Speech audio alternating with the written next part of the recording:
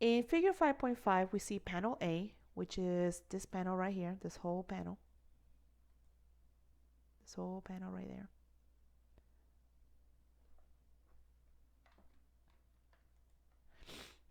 Okay. And we take a look at how in here, if both of these enter, the outcome will be disastrous because each will lose 5 billion. If you see that negative balance right there, cell 1. If one of those enters into the other does not enter, then the one that enters, the entrant, will make 20 billion. Okay? Cells 2 and cells 3. So one of them will make it, but not both. It is possible that both will enter and clash. If a number of European governments promise Airbus a subsidiary of, say, $10 billion if it enters, then the picture changes to panel B. And here's panel B. Now the government's in here. Regardless of what Boeing does, Airbus finds it lucrative to enter. Okay? In cell 1, if Boeing enters, it will lose $5 million as before, whereas Airbus will make $5 million. $10 billion subsidy with a $5 billion loss. So Boeing has no incentive to enter. Therefore, the more likely outcome will be what we see here in cell 2, where Airbus enters and enjoys a profit of 30 billion.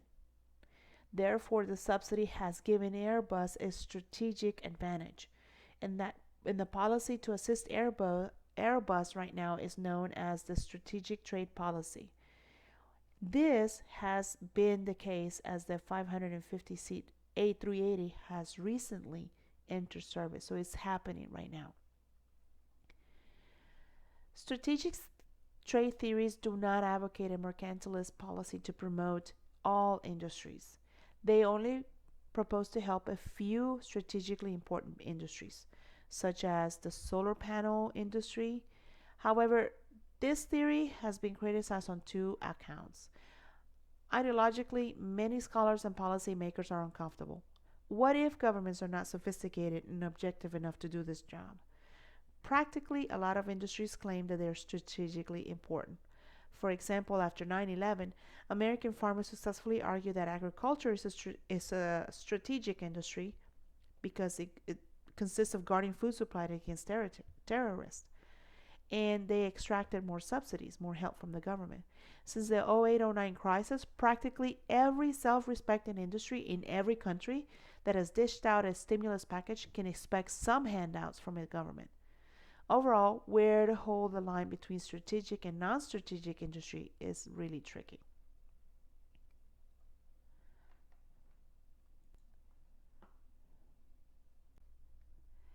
Ethical Dilemma Emerging Markets 5.1, Applying Strategic Trade Theory to Solar Panels.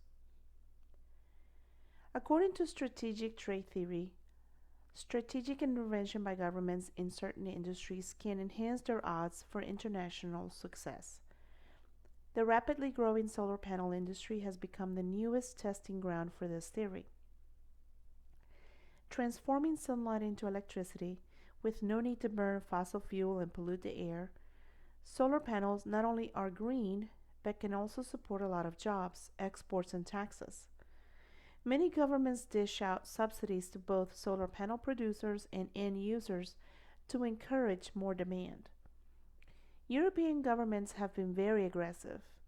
Passengers on a train ride in Germany passing through many villages and towns can see a fairly large number of roofs equipped with solar panels. The U.S. solar panel industry had received significant funding from federal and state support. Despite the high profile 2011 bankruptcy of Solyndra, a firm that received a $535 million federal loan guarantee, the Obama administration announced that it would not back off from its clean energy policy. However, given the worsening budgetary constraints and bad experiences such as Solyndra, US and EU governments have become more cautious. The Chinese government is by far the most eager practitioner of strategic trade theory. In 2010 alone, China Development Bank provided $30 billion in low-cost loans to the country's top 5 solar panel producers. The upshot? A decade ago, most of the world's solar panels in a much smaller industry were made by European, American, and Japanese producers. Today, Chinese firms have captured more than half of the world market.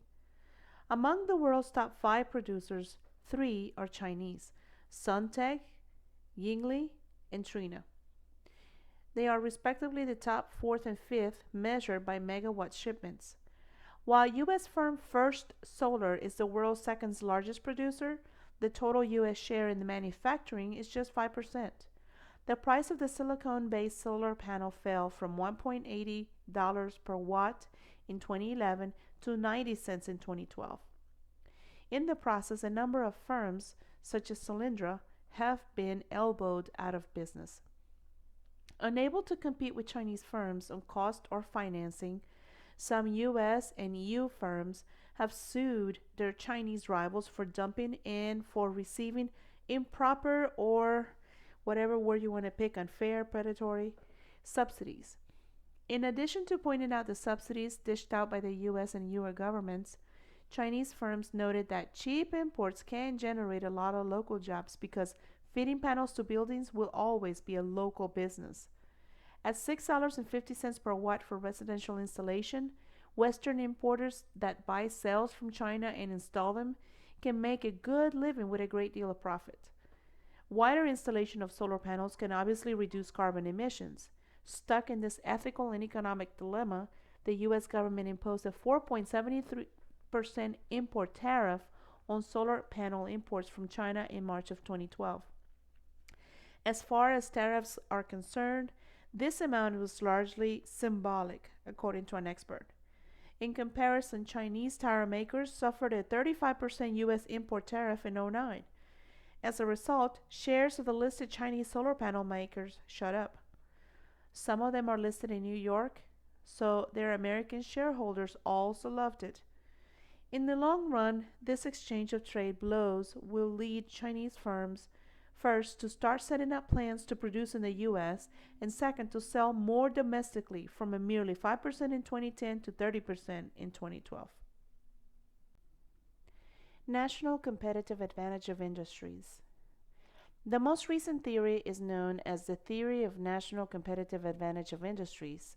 This is popularly known as the diamond theory because its principal architect, Harvard strategy professor Michael Porter, presents it in a diamond-shaped diagram.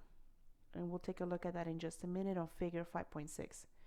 This theory focuses on why certain industries, but not other industries, within a nation are competitive internationally. For example, while the Japanese automobile industry is a global winner, the Japanese service industry is notoriously inefficient. Porter is interested in finding out why, and here we take a look at the national competitive advantage, the Porter diamond theory illustration. Porter argues that the competitive advantage of certain industries in different nations depend on 4 aspects that form a diamond. So here are the 4 aspects forms a diamond. First, he starts with factor endowments, which refer to the natural and human resource repertoires noted by the Heckers-Ohlin theory. Such countries like Saudi Arabia are rich in natural resources but short on population. And others, such as Singapore, have a well-educated population but few natural resources. Not surprisingly, Saudi Arabia exports oil and Singapore exports semiconductors, which is needing abundant skilled labor. While building on these insights from previous theories, Porter argues that factor endowments are not enough. Second, tough domestic demands propels firms to scale new heights. So here we go, we move to the blue. Why are American movies so competitive worldwide? One reason is that American moviegoers demand the very best sex and violence, 2 themes that sell universally if artfully packaged. Endeavoring to satisfy such domestic demand, movie studios unleash Madagascar 3 after Madagascar and Madagascar 2, Spider-Man 3 after Spider-Man 1 and Spider-Man 2. Each time packing more excitement. Thus, abilities to satisfy a tough domestic crowd may make it possible to successfully deal with less demanding overseas customers. In other words, since this is the most that we have done here domestically, it will be no problem to sell this internationally. Then we move to the yellow. The domestic firm strategy, structure, and rivalry in one industry play a huge role behind its international success or failure. One reason that a number of Chinese manufacturing industries are so competitive globally, coining the term that the China price, is that their domestic rivalry is probably the most intense in the world. Think of appliances, cell phones, furniture, and pianos. The price wars keep everyone lean, and most firms struggle to make a profit. However, the few top firms, such as Pearl River Piano, that win the tough competition domestically may have a relatively easier time when venturing abroad because overseas competition is less demanding. Then we move to the green. Related and supported industries provide a foundation upon which key industries can excel. In the absence of strong related and supported industries such as engines, avionics, and materials, a key industry such as aerospace cannot become globally competitive.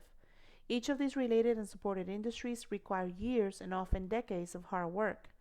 For instance, emboldened by the Airbus experience, Chinese, Korean, and Japanese governments pour money into their own aerospace industry. Eventually, they all realized that Europe's long history and excellence in a series of crucial related and supported industries made it possible for Airbus to succeed. A lack of such industries made it unrealistic for the Chinese, the Korean, and the Japanese aerospace industry to take off. Overall, Porter argues that the dynamic interaction of these four aspects explains why behind the competitive advantage of leading industries in different nations. This theory is the first multi-level theory to realistically connect firms, industries, and nations, whereas previous industries only works on one or two levels. However, it has not been comprehensively tested. Some critics argue that the diamond places too much emphasis on domestic conditions. The recent rise of India's IT industry suggests that its international success is not entirely driven by domestic demand, which is tiny compared with overseas demand. It is overseas demand that matters a lot more in this case.